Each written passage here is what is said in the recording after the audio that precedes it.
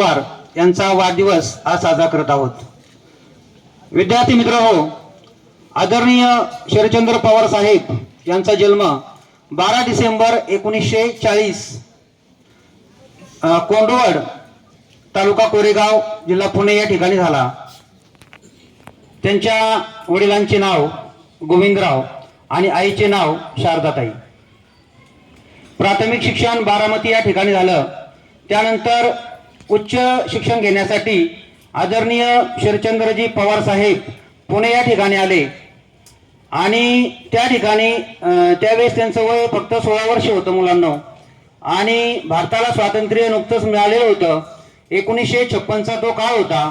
त्यावेळेस संपूर्ण भारतामधले राज्य स्वतंत्र झालेले होते, परंतु गोवा मात्र काही स्वतंत्र झालेला नव्हता। अजूनही त्या राज्यावर दुसऱ्या देशाची सत्ता होती आणि संपूर्ण भारतभर गोव्यामध्ये उठाव चालू होते। डॉक्टर राम मनोहर लोहिया हे या उठावाच्या त्यांच्या नेतृत्वाखाली हा उठाव चालू होता। आपले शरदचंद्रजी पवार साहेब सुद्धा या उठावाने प्रेरित झाले। ते त्यावेळेस विद्यार्थी सेनेचे त्या कॉलेजमधील अध्यक्ष होते। त्यांनी ठरवलं की आपण या उठावामध्ये सहभागी व्हायचं आणि त्यांच्या जीवनाची खरी सुरुवात ही 1956 साली या गोवा मुक्ती उठावाद्वारे झालेली आहे। त्यानंतर शाळेमध्ये होणाऱ्या कार्यक्रमानिमित्त त्यावेळेचे माननीय मुख्यमंत्री यशवंतराव चव्हाण त्या ठिकाणी आले।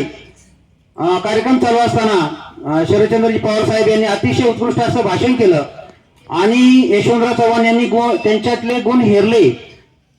त्यांचं राजकारण ते हा माणूस भविष्यामध्ये काय होऊ शकतो याची कल्पना त्यांनी आली आणि मग ज्या वेळेस आदरणीय यशवंतराव चव्हाण साहेब महाराष्ट्राचे मुख्यमंत्री जेव्हा पुण्यामध्ये यायचे त्यावेळेस ते शरदचंद्रजी पवार साहेब यांची भेट घ्यायचे आणि त्यानंतर वयाच्या 24व्या वर्षी महाराष्ट्र युवक काँग्रेसचे अध्यक्ष म्हणून यशवंतराव चव्हाण यांनी शरदचंद्रजी पवार साहेब यांची नियुक्ती केली।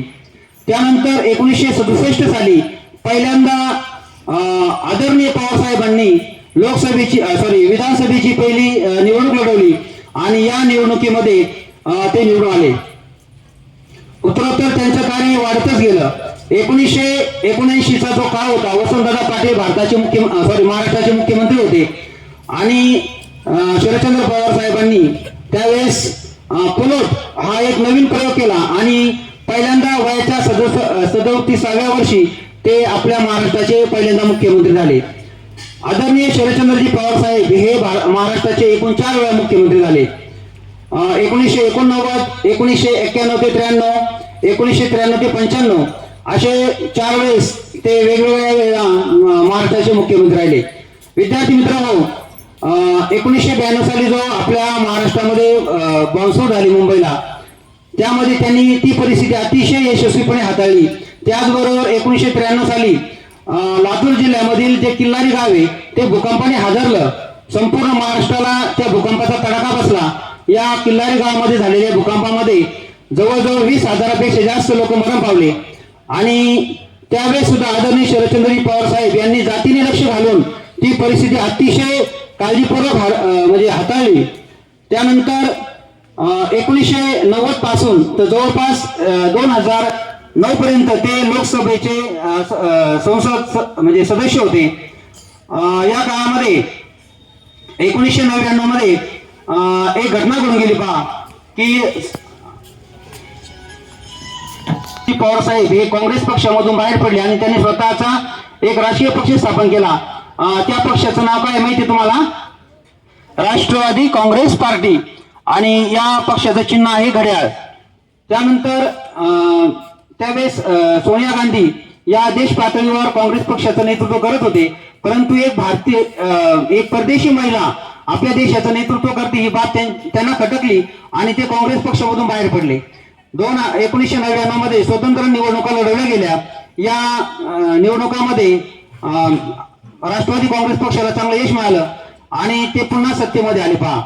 तर 2005 ते 2008 या काळामध्ये आदरणीय शरदचंद्रजी पवार साहेब हे भारतीय क्रिकेट नियामक मंडळाचे अध्यक्ष राहिले। त्यानंतर 2008 ते 10 या काळामध्ये सुद्धा ICCचे ते अध्यक्ष होते. 2013 ते 2017 या दरम्यान ते मुंबई क्रिकेट असोसिएशनचे अध्यक्ष राहिले. आपल्या रयत शिक्षण संस्थेच्या जडणघडणीमध्ये पवार साहेबांचा अतिशय मोठा वाटा असतो. त्यांचं जातीने लक्ष याकडे असतं. पहा, तुम्हाला माहित असेल, वयाची 25 वर्ष पूर्ण झाल्यानंतर रौप्य महोत्सव साजरा केला जातो. वयाची 50 वर्ष पूर्ण केल्यानंतर कोणता महोत्सव साजरा करतो आपण? सुवर्ण महोत्सव. वयाची 60 वर्ष पूर्ण झाल्यानंतर हिरक महोत्सव आणि वयाची 75 वर्ष पूर्ण झाल्यानंतर अमृत महोत्सव आपण साजरा करतो. आदरणीय शरदचंद्रजी पवार साहेब यांचा 10 वर्षापूर्वी आपण संपूर्ण महाराष्ट्रामध्ये अमृत महोत्सव साजरा केलेला आहे. आज त्यांचं वय 85 वर्ष आहे, तरी हा माणूस कुठेही थांबायला तयार नाही. भारताचं संरक्षण मंत्रीपद असो किंवा कृषी मंत्रीपद असो, या सर्व पदांना त्यांनी अतिशय चांगल्या प्रकारे न्याय दिलेला आहे. आपला भारत देश संपूर्ण जगाचं नेतृत्व कसं करेल, आपल्या भारतामध्ये शेतकरी हा चांगल्या प्रकारे कसा येईल, या संबंधी त्यांनी चांगलं काम केलेलं आहे. ज्या वेळेस कांद्याचे भाव वाढत होते तेव्हा पवार साहेब म्हणत होते का माझा शेतकरी जगला पाहिजे, माझ्या शेतकऱ्यांचे 4 पैसे मिळाले पाहिजे, माझ्या शेतकऱ्यांच्या मुलांचं शिक्षण झालं पाहिजे, त्याच्यावर कर्जाचा डोंगर असता कामा नये. यासाठी जर काही लोकांनी काही दिवस कांदा खाल्ला नाही म्हणून काय फरक पडणार आहे, कांद्याचे भाव वाढले म्हणून काय हरकत नाही, म्हणजे असा विचार करणार हा रयतेचा राजा म्हणून त्यांची ओळख आपल्या महाराष्ट्राला आहे. पहा, मी आपल्या महाराष्ट्रामध्ये आदरणीय शरदचंद्रजी पवार साहेब यांचा जन्म झाला, हे आपल्या महाराष्ट्राचं एक चांगली गोष्ट आहे. आज त्यांचे 85 वर्ष पूर्ण झाले असून सुद्धा अतिशय ताकदीनिशी ते काम करतात. त्यांची जी मुलगी आहे, त्यांना एकच एक मुलगी आहे, 5 सुप्रियाताई सुळे, ही सुद्धा संसद सदस्य आहेत. त्यांचं पण काम अतिशय चांगलं आहे. त्यांचे पुतणे अजितदादा पवार हे आपल्या महाराष्ट्राचे उपमुख्यमंत्री आहे, उपमुख्यमंत्री पदावर कार्यरत आहेत.